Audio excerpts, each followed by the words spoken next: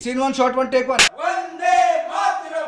कदम कदम बढ़ाए जा, खुशी के गीत गाए जा, ये जिंदगी है कौम की तो कौम पे लुटाए। आजादी का अमृत महोत्सव यानी आजादी की ऊर्जा का अमृत। आजादी का अमृत महोत्सव यानी स्वाधीनता सेनानियों से प्रेरणाओं का अमृत। आजादी का अमृत महोत्सव यानी नए विचारों का अमृत, नए संकल्पों का अमृत। आजादी का अमृत महोत्सव यानी आत्मनिर्भरता का अमृत। और इसलिए ये महोत्सव राष्ट्र के जागरण का महोत्सव है। ये महोत्सव सुराज्य के सपने को पूरा करने का महोत्सव है। ये महोत्सव वैश्विक शांति का विकास का महोत्सव है। भारत के यशस्वी प्रधानमंत्री श्री नरेंद्र मोदी के नेतृत्व में देश स्वतंत्रता की 75वीं वर्षगांठ के उपलक्ष्य में आज़ादी का अमृत महोत्सव मना रहा है। भारत माता को गुलामी की बेड़ियों से मुक्त कराने के लिए लाखों स्वतंत्रता सेनानियों ने अपने प्राणों की आहुति दी। कदम कदम बढ़ाए जा, खुशी के गीत गाए जा, ये जिंदगी है कौम की तो कौम पे लुटाए जा। कदम कदम बढ़ाए जा। आज़ादी के इस महायज्ञ में उत्तराखंड के रणबांकुरे भी पीछे नहीं रहे। यहाँ के असंख्य ज्ञात अज्ञात लोगों ने स्वाधीनता संग्राम में बढ़ चढ़कर भाग लिया। आज़ादी के बाद कई लोग बड़े कैनवास पर उभरे, लेकिन कई लोग ऐसे रहे जो गुमनाम ही रहे। हालांकि गुमनामी के बावजूद अपने सीमित क्षेत्र में राष्ट्र निर्माण तथा लोक कल्याण के लिए वे सतत प्रयत्नशील रहे। निसंदेह कई स्वतंत्रता सेनानियों को कतिपय कारणों से प्रसिद्धि नहीं मिल पाई, तो इसी कड़ी में दूरदर्शन आज़ादी के संघर्ष के उन नायकों के बारे में जानकारी प्रस्तुत कर रहा है। चाह नहीं मैं सुरबाला के गहनों में गूंथा जाऊं, चाह नहीं देवों के सिर पर चढ़ूं भाग्य पर इठलाऊं। मुझे तोड़ देना वनमाली, उस पथ पर देना तुम फेंक, मातृभूमि पर शीश चढ़ाने जिस पथ जाएं वीर अनेक।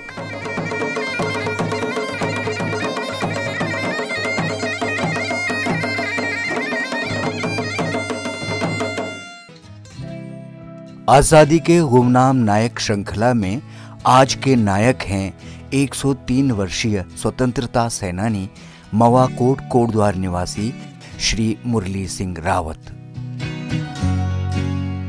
उम्र के इस पड़ाव पर पहुंचकर भी उनकी याददाश्त व अनुशासन प्रियता एक मिसाल है नई पीढ़ी के लिए।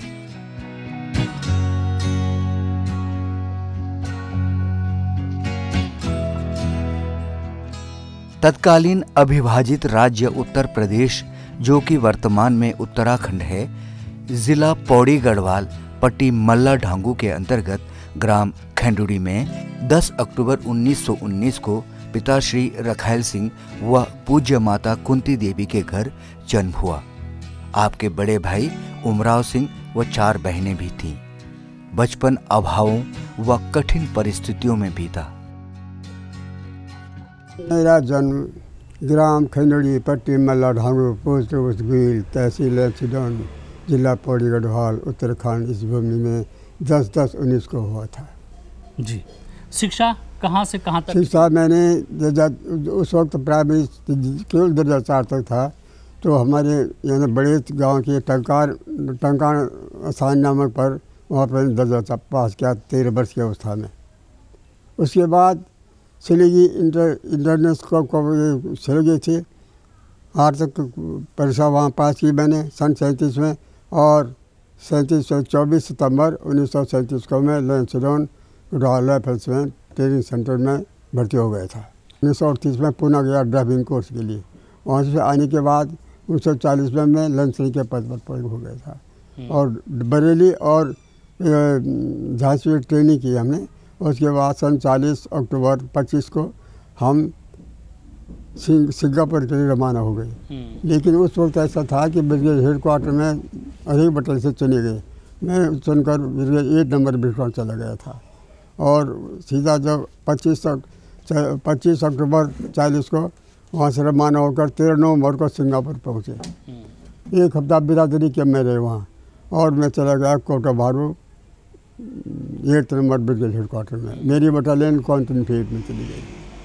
हमारी 5th बटालियन उसके बाद आई थी वहाँ। आप लोग कितने भाई थे परिवार में, कितने परिवार? बहन? मेरा सबसे बड़ा भाई मेरा राउत मेरे लिखा हुआ है, और मेरी 4 बहन थी, और I am the last of son my father. सन 1937 में 18 वर्ष की उम्र में आर्मी ट्रेनिंग स्कूल लेस्टाउन में गढ़वाल राइफल्स में सिपाही के तौर पर शामिल हुए।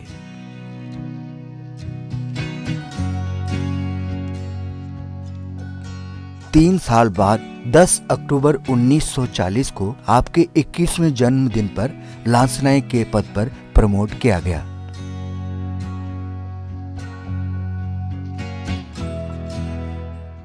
चौदह मई 1945 को आप 537 आदमियों ने और जारबैंक के सामने हैंडअप कर दिया, और रंगून इंसन जेल में आ गए। इंसन जेल में आने के बाद, वहाँ रहने के बाद फिर हम पाए के जहाज में कलकत्ता जिक्र कर चाहिए। हमारे बयान ये कि हमने कहा अपनी मातृभूमि के लिए हमें मौका मिला, परमात्मा ने समय दिया है कि हम अपने देश की आज़ादी के लिए भारत माता को गुलाम से मुक्त कराएं, तो हमें जब तक आज़ादी नहीं मिलती हम लड़ते रहे। कुछ दिन आने के बाद बारासात के में गए, बारासात से फिर नीलगंज गया, और 26 और 2 फरवरी 21 फरवरी 1946 को वहाँ से फिर छोड़कर जेल से वापस आया। सन 1939 से 1944 द्वितीय विश्व युद्ध में अंग्रेजी सेना के अधीन आपने लड़ाई में हिस्सा लिया। सन 1943 को सुभाष चंद्र बोस द्वारा गठित आजाद हिंद फौज में आप शामिल हो गए। 1945 में अंग्रेजों के विरुद्ध लड़ते लड़ते कैद कर लिए गए। 9 माह रंगून जेल में रहे व उसके बाद कलकत्ता में विभिन्न जेलों में सजा काटी।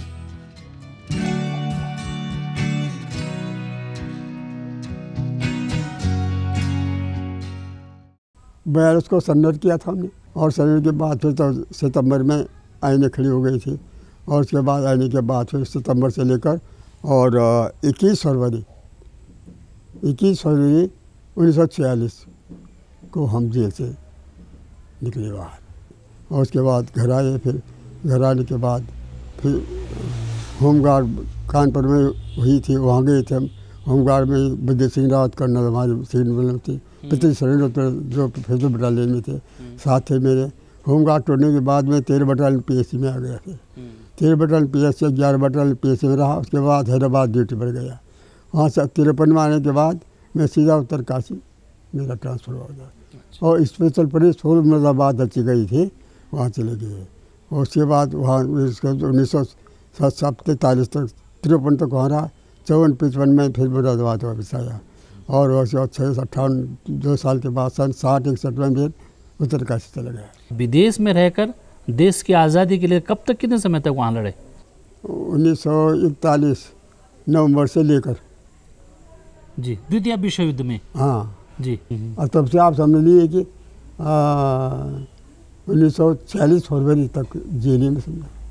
आज़ादी का अवसर मनाना तो बहुत ज़रूरी है। इसमें क्या है, इस हरी का फर्ज चाहे किसी पार्टी का हो, देश भेदभाव से ऊपर उठकर इसको मनाना चाहिए। अरे ये तो हमारा देश है, हमें मिलकर काम करना चाहिए। तो आज इसको ढूंढने के लिए वो अच्छी बात है, उनको ढूंढना चाहिए। खासकर कोई बड़ी बात नहीं है। इनका सबका रिकॉर्ड लैंडसीडोन में है, लैंडसीडोन में सबका सेकंड का 5th का सारा, उनसे सब पता लगता है कि कौन कहाँ मरा है, कौन कहाँ मरा है। ये मानी बात है। आपको सरकार के द्वारा सम्मानित किया गया, कहाँ से आपको सम्मान मिला? ताम्रपत्र तो एक तो उत्तर प्रदेश का मिला हुआ, उत्तर प्रदेश जी थे, और एक सेंट्रल से दिया था। वो ताम्रपत्र 1985 24 जून को पौड़ी में हुआ था। मैं नहीं जा पाया वहाँ। आज आप 103 साल के हो गए। इस उम्र में नज़र ठीक ठाक है? नज़र में मेरी मतलब है, मैं पढ़ लेता हूँ। अभी चलना तो सिर्फ इसके सबब से, नहीं तो मैं चलता भी हूँ। मैं पहले सन 1415 तक पूरा यहाँ से कोई नहीं जाता था घूमने के लिए। लोग अभी याद करते हैं यहाँ से और मंदिर तक पूरा अकेला घूमता था मैं। और मैंने कभी फिर मेरा भोजन की व्यवस्था, मैंने जन्म से भैया गढ़वाल में हुक्का था हैं, और ऐसे झाड़ते थे राय पत्थर से, देखो आग बताता हूँ आग हैं, और माताएं छील लेकर डाधों था ना, छील लेकर जाती थी। मैं यही तो कहता हूँ कि वो थे इंसान, आराम तो क्या है, तमाम कितनी सुविधा है तभी बीमार पड़ी हुई। तो ऐसी बात है। आप आज शतायु हो चुके हैं, इसके पीछे राज क्या, खान पीन रहन सहन कैसे आपका? तो आप बताता हूँ ना मैं कि मेरा यानी मैं सुबह 5 बजे उठता हूँ और 5 बजे को सुबह हरे कृष्ण हरे राम राम का जप करता हूँ। उसके बाद कपाल भाती करता हूँ, उसके बाद अनुलोम विलोम करता हूँ, उसके बाद ये सूर्य प्राणायाम, हाँ प्रणाम करता हूँ। उसके बाद थोड़ा सा पैरों का हरकत बनते हुए और उसके बाद फिर गुनगुना पानी पीना बहुत जरूरी है। गुनगुना पानी? हाँ जरूर पियो, मैं आपको बता देता ये कितने बरस से पी रहे हैं आप गुनगुना पानी का, ये जो राज है? अभी इसका मैं कई वर्ष हो गए, 8-10 वर्ष हो गए जी। हाँ, स्नान करने के बाद थोड़ा सा ज़रा फूल लाकर भगवान की सेवा, थोड़ा सा वहाँ पर हनुमान चालीसा और ये गायत्री मंत्र, जी गायत्री मंत्र पढ़ा कर। अच्छा। ओम भूर्भुवः धी विधिनो प्रचोदयात्। पूजा पाठ के बाद खान पीन की व्यवस्था क्या है, कैसे? आप पूजा पाठ के बाद भोजन अब सवेरे जो है 8-9 बजे नाश्ता करते हैं, 1 गिलास दूध और सब्जी थोड़ा उसमें, और उससे हो जाता है तो फिर 1 आध रोटी खा लेता हूँ। सात्विक भोजन है सब? हाँ सात्विक बिल्कुल। मेरा कोई जो देखो आर्मी में मैं शाम सुबह मीट मिला है तो, लेकिन पर्वों ने मुझे पता नहीं चला मैं कब छोड़ दिया। मैं कोई बाहर की चीज़ कोई नहीं खाता, न कोई फास्ट फूड, न कोई बाजार में कुछ नहीं, सिर्फ अपने भोजन का सात्विक भोजन करता हूँ। सात्विक व अनुशासन प्रिय जीवन यापन करते हुए आप एक मिसाल है हमारी नई पीढ़ी के लिए।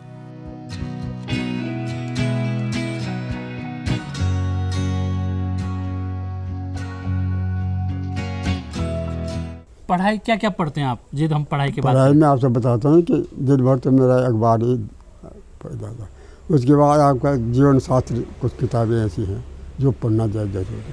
हाँ। कौन कौन है परिवार में?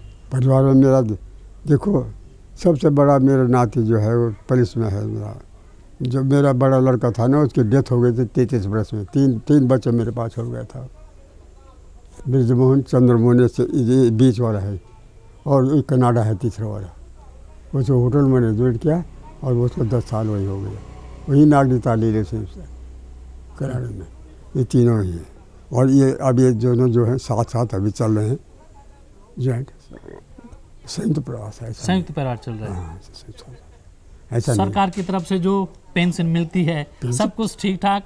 सब ठीक, सब यही पूरा खर्चा मैंने क्या करना है। कोई आ जाता है उसको देता हूँ, कोई ऐसा कोई होगा तो मैं नाने बोलता मैं आपको बता देता हूँ। मैं अब भी कहता हूँ कि आपको कभी किसी मुसीबत ऐसी पड़ जाए तो जो कुछ मुझसे हो सकेगा मैं कभी पीछे नहीं हटा हूँ। मैं सही बात आपसे कर रहा हूँ, मैंने कुछ नहीं क्या करना है। रावत जी आखिरी में एक प्रश्न, हाँ। जीवन का मूल मंत्र क्या है कि जिससे कोई व्यक्ति एक दीर्घायु और स्वस्थ हो सके? एक मंत्र बताइए। मैं आपको बताता हूँ इसका मूल मंत्र सबसे पहली बात है स्वस्थ जीवन दुनिया की दौलत है, सबसे दौलत है। अगर स्वस्थ जीवन है तो सब मिल जाता है, अगर ये नहीं तो आदमी कबाड़ हो जाता है, बिल्कुल अंधकार मिलेगा उसको, ज्योति नहीं मिलेगी। और अपनी विचार भावना को सकाल यानी छल कपट दंड द्वेष से दूर होकर मैं शायद रखो, अच्छा रास्ता मिलेगा आपको, आप कभी भटकेंगे नहीं और आपको ये उज्जवल मिलेगा, प्रकाश मिलेगा। तो ये मैं ही कहता हूँ, इसके लिए अपने आप को स्वच्छ रखना बहुत ज़रूरी है। हाँ, किसके जलन द्वेष सबसे बड़ी चीज़ है। आज भाई लड़ते हैं, लड़का बाप को नहीं समझ रहा है, देखो है ना। वर्तमान में अपने पुत्र वधुओं, पौत्रों और परपोत्रों परपोत्रियों के साथ आप सुखी व संतोष जीवन यापन कर रहे हैं। हमें हमें बहुत गर्वित महसूस होता है कि जब भी हम अपने दादाजी के बारे में उनकी कहानियाँ सुनते हैं, जैसे उन्होंने स्वतंत्रता आंदोलन में अपनी भागीदारी दी। हमें पूरे परिवार को बहुत ही ज़्यादा गर्व महसूस होता है और देश की आज़ादी में उन्होंने बहुत अपनी सहयोग दिया है, जिसके कारण आज हमारा देश आज़ाद हुआ। दादाजी की बहुत सारी ऐसी विशेष बातें हैं जो हमें प्रभावित करती है, जैसे वह रोज़ अपना नियमित ढंग से व्यायाम करते हैं, रोज़ सुबह उठकर स्नान आदि और अपना अखबार पढ़ना, जिसके कारण हमें बहुत ज़्यादा अनुभवित महसूस होता है। उनके पौत्र व पौत्र वधू से हमने बातचीत की व जाना उनके बारे में। पहले ये ब्रिटिश आर्मी में थे, लेकिन वहाँ से देशभक्ति की भावना जागी और ये अंग्रेज़ों का साथ छोड़ के और सुभाष चंद्र बोस जी के साथ आज़ाद हिंद फौज में शामिल हो गए और अपने देश के लिए इन्होंने आज़ादी की लड़ाई लड़ी। पुरानी बातों को जब सुनाते हैं तो बहुत ही उत्साह से भर जाते हैं और बताते हैं कि हम द्वितीय विश्व युद्ध में कैसे कैसे अंग्रेज़ों का हमने साथ दिया। फिर वहाँ से हम जब सिंगापुर गए तो जापानियों की कैद में हम चले गए। उसके बाद वहाँ फिर जापानियों ने गांधी जी से बहुत प्रेरित थे, तो हिंदुस्तानियों के साथ थोड़ा नरमी से पेश आए, जबकि अंग्रेज़ों के साथ तो बड़ी क्रूरता से पेश आते थे जापानी लोग। तो फिर वहाँ उन्होंने समझाया कि आप अंग्रेज़ों के लिए क्यों लड़ रहे हैं, आप अपने देश के लिए लड़िए। तो फिर उसी दौरान सिंगापुर में आज़ाद हिंद फौज का गठन हुआ। तो दादाजी लोगों ने फिर ये निर्णय लिया कि हम भी जो है अपने देश के लिए कुछ करेंगे और अंग्रेज़ों की सेना से नहीं लड़ेंगे। तो फिर ये आज़ाद हिंद फौज में शामिल हो गए और फिर वहीं से इन्होंने अपने देश के लिए लड़ाई प्रारंभ की। और ये फिर बताते हैं कि कुछ समय हम जो है इंसन जेल में भी बंद रहे। फिर वहाँ से कई साल लापता रहने के बाद वापस घर आए तो घर वालों में फिर बड़ी खुशी की लहर दौड़ी। इन्होंने तो सोचा था कि ये लोग कब के जो हैं मर गए होंगे, 6 साल से लापता थे। तो अचानक जब देखा तो परिवार के सारे सदस्य बड़े खुश हुए और एक खुशी की लहर दौड़ी और बड़ा फूल मालाओं से स्वागत किया गया, ढोल नगाड़ों के साथ। श्री मुरली सिंह रावत जी जो हमारे दादाजी हैं, उनकी नाती की बहू हूँ और सबसे बड़ी बहू, 3 नाती हैं उनके, तो मैं सबसे बड़ी वाली हूँ। जब शादी हुई तो पता चला कि हाँ, मतलब जिनसे शादी हो रही है उनके दादाजी स्वतंत्रता सेनानी हैं, तो मतलब अच्छा महसूस हुआ कि चलो हमने देश की आज़ादी के लिए जिन्होंने इतना कुछ किया है, जिनके बलबूते हम आज स्वतंत्र हैं, तो उस घर में बहू बन के जा रहे हैं, तो बहुत गर्व महसूस हुआ। और अब उनकी सेवा करना हमारा वो है, कर्तव्य है। अपनी तरफ से हम पूरी कोशिश करते हैं कि उनके साथ मतलब ढंग से रहें, उनकी सेवा करें जितना हमसे हो सके। दादाजी को जितना मैं जानती हूँ 6 साल से, वो टाइम के बहुत ज़्यादा पंक्चुअल हैं। सुबह उठना, योगा करना, अपना नहाना धोना, पूजा पाठ और पेपर पढ़ना, उसके बाद टाइम से उन्हें नाश्ता चाहिए। दिन का खाना भी टाइम से, रात को भी टाइम से। थोड़ा लेट हो जाती है तो थोड़ा गुस्सा भी करते हैं, पर हर चीज़ वो टाइम से। तो कोई देशभक्ति गीत गुनगुनाते रहोगे, गाते रहोगे? कदम बढ़ाए जा, खुशी के गीत गाए जा, ये जिंदगी है कौम की तो कौमों पे लुटाए जा। तो तेरे हिंद आगे बढ़, मने से तू कभी ना डर, ये राह के दुश्मनों के सिर उठाए जा। हिम्मत तेरी बढ़ती रही, खुदा तेरी सुनता रहे, सामने तेरे जोड़े खाक में मिलाए जा। चलो दिली पुकार की, कौमी शाह संभाल की, लाल किला पे गाड़ के लहराए जा। और इससे बड़ा क्या है, इससे बड़ा और क्या हो सकता है? देश और में तो यही बात है और यही था। स्वतंत्रता संग्राम सेनानी 103 वर्षीय श्री मुरली सिंह रावत जी, इस उम्र के पड़ाव में भी जहां आदमी अपनी स्मृतियों को भूल जाता है, नज़रें धुंधला जाती हैं, वहीं पर ये लोग या आज़ादी के सच्चे सिपाही आज भी बड़े जोश और उत्साह से आह्वान करते हैं, देश सुरक्षा सबसे ऊपर है। दूरदर्शन परिवार की ओर से आपके स्वस्थ, संपन्न व दीर्घायु जीवन के लिए हार्दिक शुभकामनाएं।